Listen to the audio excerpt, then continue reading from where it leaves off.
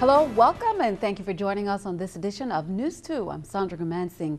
Well, less than 24 hours after the FBI released photos of the Boston Marathon bombing suspects, one of them is dead, and police have swarmed a suburb trying to find his alleged accomplice, his brother. Vanita Nair has the latest on the manhunt from Boston, a city that has been under virtual lockdown since early this morning.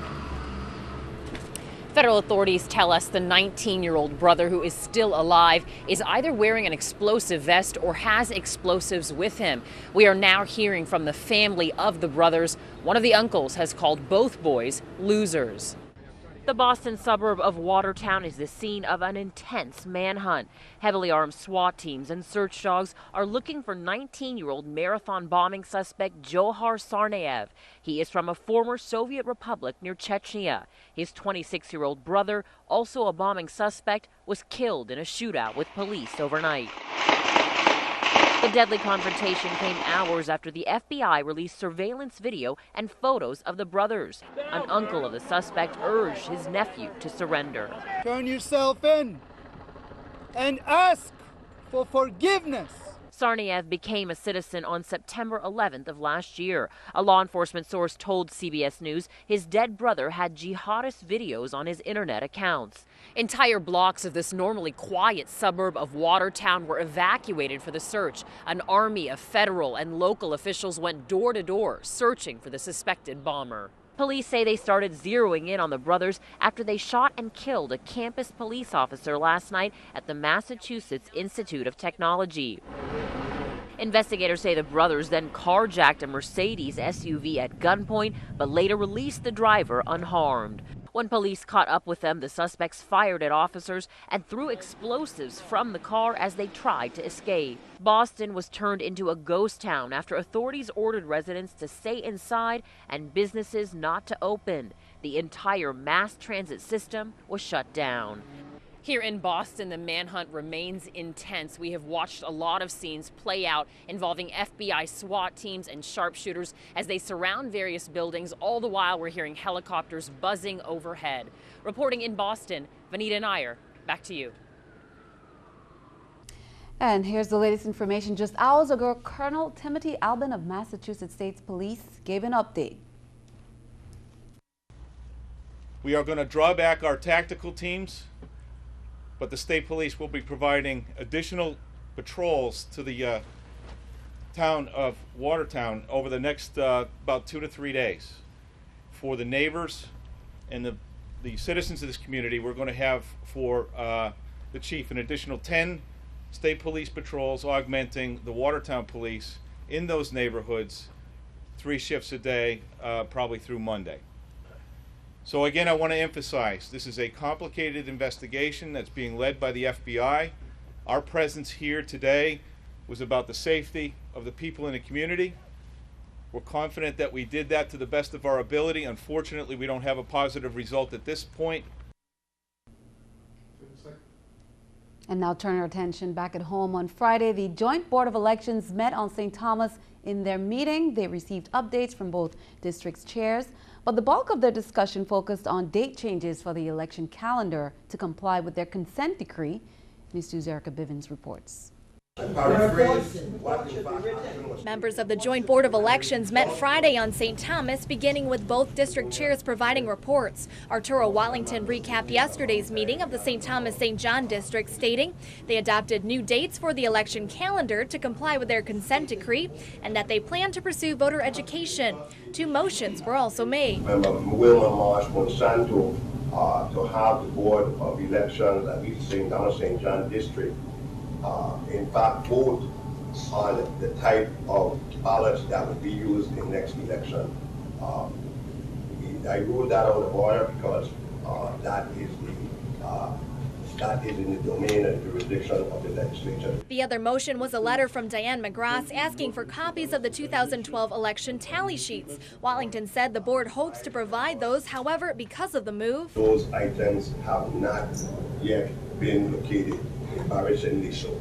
Adelbert Bryan shared a report for St. Croix. He said members are concerned $2.1 million are not accounted for. He also noted locks were changed in their office and that OSHA paid them a visit yesterday. We found a lot of things the claim need to be corrected and run with the property, and I think we need to move post haste to address these concerns. The joint board then discussed the new election calendar dates, which some members felt started too early. Instead, they changed a few dates, which the legislature must approve to become law. The new dates call for nomination filing to be the first Monday in May, the withdrawal of candidates the fourth Wednesday in May, and casting of lots the fourth Friday in May. Member Claudette Georges also motioned for the board chair to establish a committee to investigate and recommend to the members of the joint board the method to be used to properly dispose of the obsolete voting machine. That motion passed. The joint board then voted to take a 45-minute recess. Following that, they were scheduled to discuss personnel and budget matters in their executive session. For News 2, I'm Erica Bivens. The joint board was supposed to vote on Sharon Benjamin for acting deputy supervisor of elections in the St. Thomas St. John district and Tricia Johnson for the same position in the St. Croix district. However, they could not establish a quorum after recess. The next scheduled meeting is August 23rd. St. Croix schools will all be getting automated external defibrillators, or AEDs. Education officials distributed the AEDs to many of the school's nurses Thursday at the Curriculum Center. Officials say they were happy to get the life-saving devices that's mandated by law. News2's Erica Parsons has that story. It's a very exciting day for us here in the St. Croix district. Exciting because Department of Education officials gave out automated external defibrillators, or AEDs, Thursday to nurses for each school campus. We were able to purchase 20 defibrillators, and so our goal is to make sure that one is placed at each of our schools. Which is critical for the staff's and student safety and goes hand in hand with the department's reestablishing the Safe Schools program. Safe Schools basically deal with security, health, and counseling. So I'm attached to the monitors, the nurses, and the counselors. School monitors and nurses have been training for some time without the AEDs, so they're thankful to have the life-saving devices now. Experts say 10 minutes is the difference between life and death when you're having a heart attack, and AEDs are able to walk almost anyone through the process of helping someone in that condition by giving simple audio and visual commands, even if it's a child. Infant-child mode. Remove clothes from patient's chest. Back in February, I was invited to be a panelist on the at Wang Louis with the cardiac symposium. And at that time, I was trying to figure out why I was a member of this panel. And it came to me very quickly once the attorney for Wang Louis spoke, and then Ms. Sher Will spoke about the experiences. And then it was clear that the legislation was in place that expected us to have these devices on all our school campuses. You can't anticipate any tragedy or any emergency. We see that there's a lot of stuff that's going on in the mainland, and at any given time that could possibly happen here. You cannot prevent it, but at least if we can train as much people so they're prepared and maybe know what to do and how to react, we can save lives. Erica Parsons, News 2. Officials say they were also given 2 AEDs last week for the gyms at Central High and Educational Complex, courtesy of Rashidi Clements and Tim Duncan's Caribbean Education Initiative. The governor's office hosted Storytime Friday morning to help celebrate the Week of the Young Child. St. Croix Administrator Dotson James read several books to dozens of preschoolers from 5 local schools. This week recognizes the importance of early childhood education. Cow could hear a call for help. Who could it be? It was a young boy. He was being bullied by some older kids.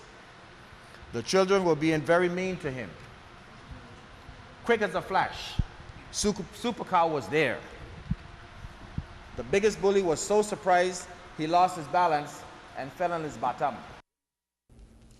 Meanwhile, keeping our eye on the economy, the number of Americans applying for unemployment benefits rose slightly last week, and manufacturing was not as strong as expected in the Mid-Atlantic region last month. New figures show economic growth may slow this spring. For the first time in 3 months, a measure of the U.S. economy's health over the next 6 months declined slightly. This is the New York Stock Exchange with Scotiabank Stock Market Watch. Everything up: the Dow 10, Nasdaq 39, S&P 13. Coming up on News 2, the 13th annual Taste of St. Croix continued its long-standing tradition of great food, great vibes, and great fun. More than 50 local restaurants competed. And in our Carnival Corner, congrats to the VI Calypso monarch, Patrick Soldier Farrell. Many are at Chico's Tropical Paradise right now as they get ready to open for business. We'll be right back.